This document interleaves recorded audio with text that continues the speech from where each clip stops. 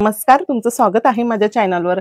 तर आज आपल्याकडे काय स्पेशल आहे, तर आज मी बनवणार आहे शेवयाची खीर। शेवयाची खीर ही माझ्या मुलीची खूप फेवरेट आहे आणि तिची डिमांड होती की आज खीर बनवायची आणि तिला खायला द्यायची। तर मी आज बनवणार आहे शेवयाची खीर। तर मग चला आता बघूया। आता 1 लिटर दूध मी घेतलेलं आहे फुल फॅटवालं आणि हे दूध मी ना गरम करून घेतलेलं आहे। आणि त्याच्यासाठी मी बघा आता अजून काय काय साहित्य घेतलं आहे। तर मी 1 वाटी साखर घेतलेली आहे आणि त्याच्यानंतर बारीक अशा शेवया घेतलेल्या आहे। ह्या शेवया भाजलेल्याच असतात पण तरी आपण भाजणार आहोत त्याला परत। आणि अजून थोडेसे ड्रायफ्रूट घेतलेले आहे। त्याच्यामध्ये मी बदाम घेतले असे पातळ चिरून, थोडे काजू घेतलेले आहे आणि वेलची जायफळची अशी थोडीशी पूड करून घेतलेली आहे आणि थोडंसं केसर घेतलेलं आहे। आणि इथे मी घेतलेले आहे थोडेसे किसमिस आणि अजून 1 चमचा घेतलेला आहे मी तूप। आता मी दुधामध्ये थोडंसं हे केसर टाकून घेते आणि हे केसर टाकून ना 5 मिनिटं जरा हे दूध आपण पुन्हा एकदा असं उकळून घेऊया।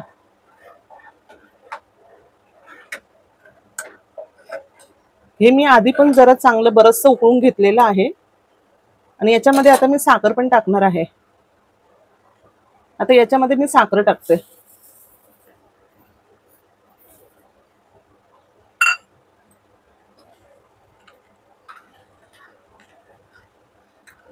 ही खीर ना एकदम अशी क्रीमी होणार आहे आणि खायला पण तेवढीच टेस्टी आणि सुंदर होणार आहे। साखर तुम्हाला जशी पाहिजे तशी टाकायची। कधी तुम्हाला कमी गोड हवं असेल तर थोडी कमी टाका, कधी गोड जास्त हवं तर थोडी जास्त टाका, काही हरकत नाही।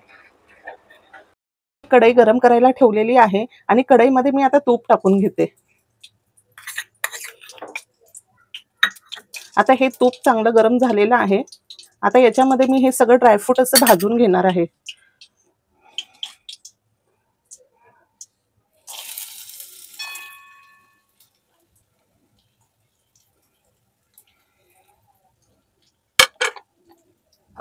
आणि आपण याच्यामध्येच मग थोड्या त्या शेवया टाकून पण व्यवस्थित भाजून घ्यायचं। असं छान एकदम खमंग वास येईपर्यंत हे ड्रायफ्रूट छान भाजून घ्यायचं।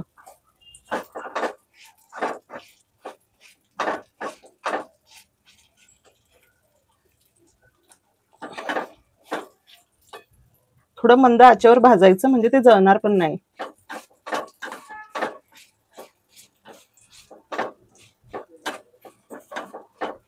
आता याच्यामध्ये मी हे शेवया टाकत आहे। ह्या पण आता थोड्याशा अशा भाजून घेणार आहे।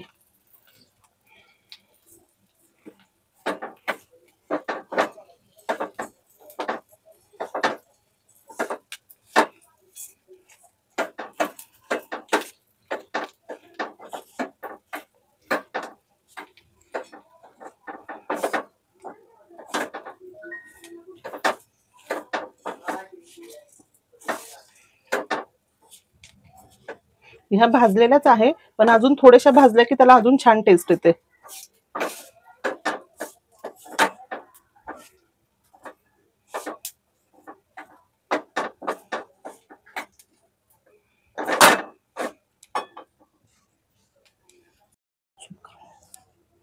हे बघा किती छान आपलं असं हे लालसर मी छान सगळं भाजून घेतलेलं आहे आणि आता हे मी दुधामध्ये टाकणार आहे।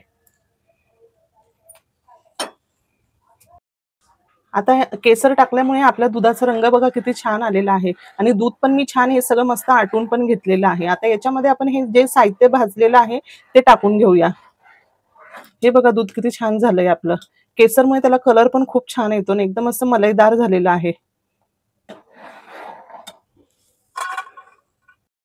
हे असं सगळं आता याच्यात मी व्यवस्थित टाकते।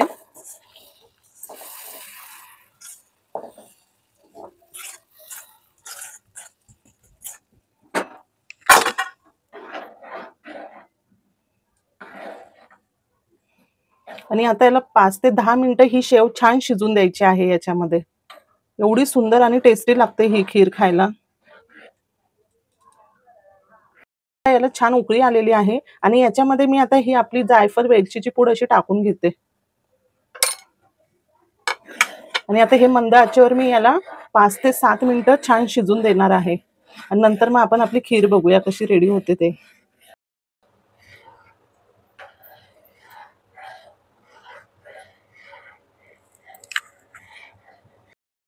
आता ही खीर बघा आपली किती छान झालेली आहे आणि खीर बनवण्यासाठी ना खरंच असं म्हशीचं दूध यूज करायचं। म्हशीच्या दुधाने ना खीर एकदम अशी घट्ट येते आणि एकदम क्रीमी क्रीमी होते. बघा किती सुंदर बनलेली आहे.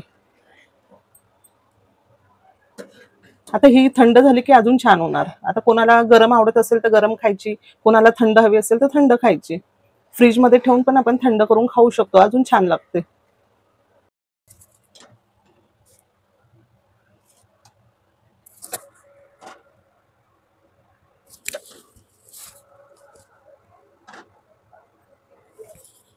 झाली आहे खीर. बघा आता तुम्ही बघू शकतात ना.